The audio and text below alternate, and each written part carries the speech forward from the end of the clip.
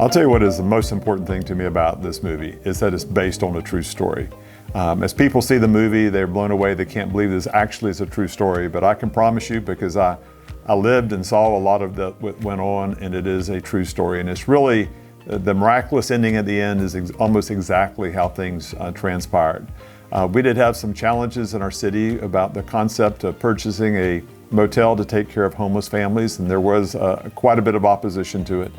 But as you will see in the movie, that God did some amazing things to bring this motel to pass.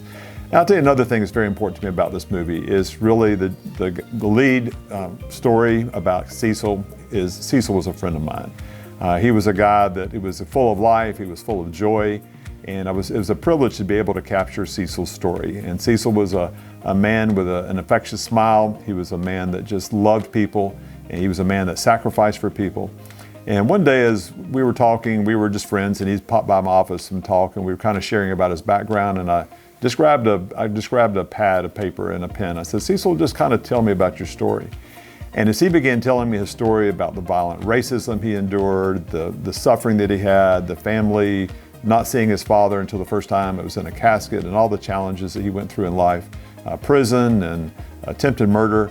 And I realized that this movie not only captured Cecil's story, but also captured the story of this amazing church in Leesburg, Florida, that really said that we are going to care for our community. So to me, those are some of the key things that are important to me about the movie. So how I selected the cast for No Vacancy was an interesting process.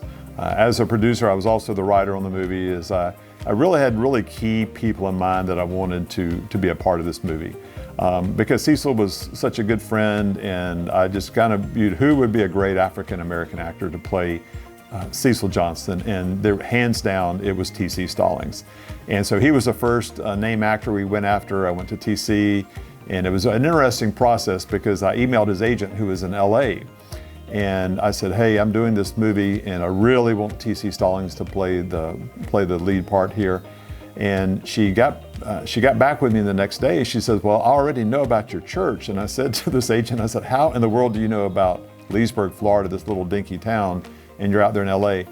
And she said, I used to live in Florida, and your church, we really knew about your church through our church and about how you really cared about community. So that was kind of my first little indicator, okay, God, you're already working ahead of me, and I'm excited about that. Then Dean Cain, we were really looking for somebody to play the Pastor Cliff Lee, who's a man of great empathy, he was a man of great humor, a man of great love, a man of great faith, a man that trusted God.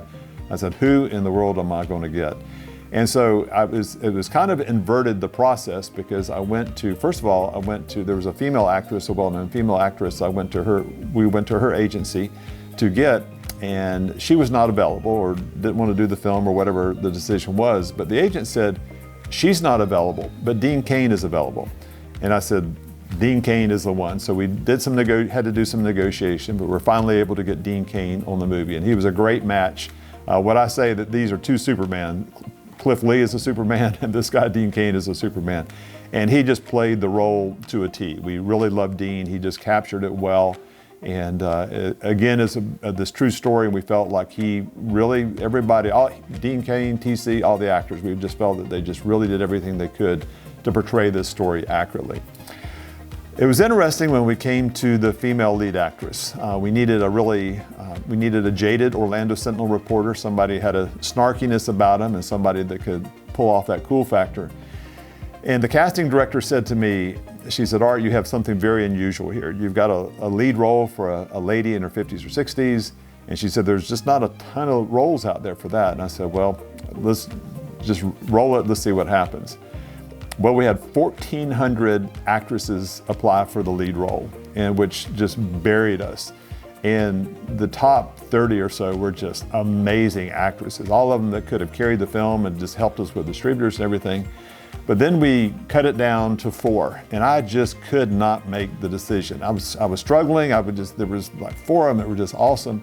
So I pulled different ladies in, my wife, the pastor's wife, a friend of mine in the church, and others. I said, who do y'all see? And they all had different ones. But then I had the ultimate decision. And when I finally came to it, it became crystal clear that Sean Young was to play the role of Brandy Michaels. And I will tell you, our entire production staff, we just fell in love with Sean Young. She was amazing. She did an incredible job. She pulled off the role to a T and really helped us tell the story of No Vacancy. So we ended up with a large cast of about 60 people. So the costume designer was ready to kill me. But I said, no, this is this is 2008. Let's dress it for 2008. Let's make them do it. And so I'm so proud of the roles that TC played, that Dean played, and Sean Young. And they really helped make the movie what it is today. So how did we choose the director for the movie No Vacancy? That was an interesting process, and it was a process that I really saw God's hand in the selection of a director. I'd had a previous experience with a director that wasn't super positive. He had won the Sundance Film Festival, and he and I were talking about a project. And it's a project that I wrote that eventually the project won Best TV Movie in Hollywood's Next Success Contest, and Warner Brothers Television, another group, asked for it. And it's one of our graphic novels and one we're developing into a motion picture. And so I was in really serious talks with this director, and he was a great director. He had a very successful movie that had won the Sundance Film Festival. And, but he and I just constantly just knocked heads. And I said, I just can't do this with this movie that is so important to me to tell, No Vacancy. I've got to tell the story. It's my hometown, it's my church, it's my friends. I said, it just has to be done right. And another movie that I'd done that had been shown at a thing called an event called the Gideon Media Arts Conference, and it's a place where Christian film creatives gather together and other creatives. And we were there, and I was showing my movie. I was speaking at the conference, and I ran into this director, and also his sister, who ended up being my casting director, the movie's casting director, a great lady. And so Katrina, she was already doing casting. Kyle was a director, and he and I just hit it off. I mean, we were like buddies. I mean, we could have just got up, jumped in the boat and gone fishing and just had a good time together. And he has a great sense of humor, has a great eye. And I'd seen some of the things he directed. He'd done a lot of music videos in Nashville. And I said, Kyle, I had another director that I'd chosen who had done another movie with me, had done a great job with it. Had won several film festivals. But at the very end, he was not able to do it. So I came to Kyle, I called Kyle, he was in Miami. I said, Kyle, we're like 6 weeks away from starting, I need somebody. Or 6 weeks, 8 weeks, I don't remember exactly what it was. And he said, I'll come on and direct the movie. So he came down here to Leesburg, Florida, and Kyle really delivered the goods with No Vacancy. And I'm so proud of Kyle, look forward to working with him on another movie. You know, I was so grateful to the response we had. We actually had a limited theatrical release. Fathom Events picked it up, and we put a lot of emphasis on it. And even though we were only on 608 screens, we hit the #3 highest per screen average for the movie. We had the #10 domestic box office. And then we began getting ready for the process of streaming. And this weekend, actually, it'll be going we were picked up for streaming on the major platforms of Prime Video and Google TV and Vudu and Apple TV. So we're looking forward to the streaming. We're seeing some great things happening.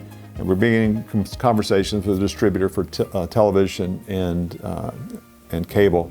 But the interesting thing is the people that are beginning to see the movie, the response they're getting. We were picked up for SVOD rights early by PureFlix, and they're just getting tremendous response. They told me last week, a week or so ago, they said it was a top-rated social post on their site. And again, what we're really seeing connect with people is this is a true story. And I just want to reiterate that, you know, people look at this and say, did this really happen? And I say, yes, this really happened. 95, 96% of the movie is just absolutely true. Changed a few fictional things, but all of the challenges and the stresses we went through are accurate. You know, a lot of us, we like to see the behind the scenes of the making of a movie, and we did do a behind the scenes of No Vacancy. But one of the things that has been, I think is very effective about this movie that, you know, there's this great story about happening in Leesburg, Florida. It's had several documentaries made about it. The ABC affiliate in Orlando's come over 7 or 8 times to do stories. And so we've already had a lot of national and even international publicity about the movie. But I felt like to really capture the true backstory of this motel that became a place to take care of homeless families in Central Florida, I really felt like it needed a motion picture to tell the whole dramatic backstory of this movie. And that's what No Vacancy is all about. And what would I like to see happen with this motion picture? And I think everybody has visions, dreams, and aspirations of what will happen with their movie. But one of the things that I am convinced in my heart of hearts, my soul of souls, is that God cares about broken people. Our church, First Baptist Leesburg, this church has just done amazing things in taking care of thousands and tens of thousands, and I'm sure into the hundreds of thousands of people through the wide range of ministries they do to the community. And already, even though we haven't even hit the streaming platforms, just from the motion picture release in theaters, our first SVOD release, we're just beginning to hear from people all over the country. This is what churches and communities should be doing. And one of the things we would love to see happen is, I think one reason that God has blessed this church in an unusual way is because they really did care about the broken people. The truth is, we're all broken to a degree, and if we forget that we were broken people that God healed, that God restored, that there's a whole lot of people out there that just, I think one reason that people came to Christ is He was attractive. I mean, He healed people. He had a very strong, magnetic, warm, loving personality. And we have just seen so many lives transformed by the gospel, so many lives transformed by Scripture here. We've seen the love of Christ poured into other people through these ministries. So one of the things I'd love to see happen about this movie is I would love to see compassion clusters, what I'd say compassion clusters, developed in other cities and communities where that when somebody had a need, that there would be a place that they can go, just like we have a medical center to take care of indigent people. We help men and women, drug alcohol problems. We feed people. We have this magnificent motel that takes care of homeless families, as portrayed in the movie No Vacancy. And we'd love to see this movie be a catalyst to other communities, other churches, to really to break out and to really say, okay, what can we do for the hurting and broken people in our community? And I think if we do that, I think we'll see America changed. I think we'll see families changed. And as we have seen at First Baptist Leesburg, we will see countless lives changed to the glory of Christ. And we want to honor Him in all that we do.